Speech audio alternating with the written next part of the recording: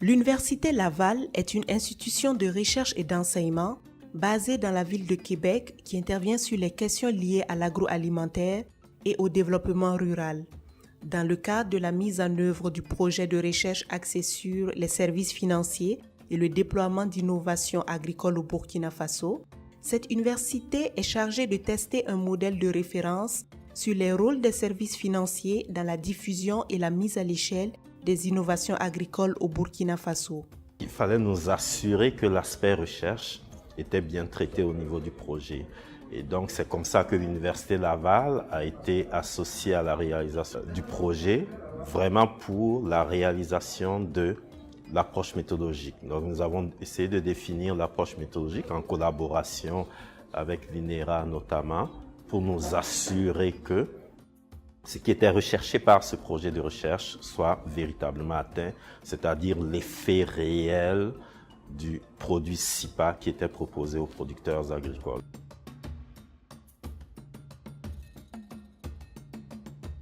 L'idée du projet de recherche que nous avons mis en place, c'est une approche de recherche en sciences sociales qui calque un peu ce qui se fait en sciences pures. Donc on a des zones témoins et des zones traitées. Et on essaye d'évaluer en étant certain qu'on compare du comparable. On essaye donc d'évaluer l'instrument qu'on met en place qui dans ce cas-ci était le SIPA. Donc notre rôle, ça a été vraiment d'aller chercher comment s'assurer que nos témoins, où on n'avait pas d'intervention du projet, étaient proches de notre traité, où on avait l'intervention du projet, pour s'assurer finalement que l'effet du projet qu'on mesurait était bien l'effet du SIPA. L'expérimentation de ce projet a concerné 2 zones du Burkina Faso, à savoir le nord et le sud, et a porté sur les spéculations du niébé et du maïs. Nous avions 2 zones de recherche, une zone au nord et une zone au sud. Pour le nord, qui était la zone niébé, avec un accent spécial mis sur les femmes qui réalisent cette production au nord, les effets sont satisfaisants. Il faut dire que nous avons mesuré les effets au niveau donc, de l'utilisation des intrants, de la productivité, donc rendement production, des revenus et de l'épargne, de l'adoption de pratiques agro-environnementales, ce qui est important dans le contexte d'adaptation au changement climatique, mais également de réduction de la vulnérabilité des ménages et donc l'amélioration de la sécurité alimentaire. Donc sur toutes ces dimensions, nous avons constaté un réel effet donc, du produit SIPA lorsque nous abordons la question au nord. Au sud, les résultats sont un peu plus mitigés parce que nous avons eu quelques difficultés au niveau de la collecte des données et la proximité de la frontière du Ghana, de certains sites d'orpaillage, a fait que nous avons encore besoin de mieux comprendre notre base de données afin d'aller sortir les effets directs du projet.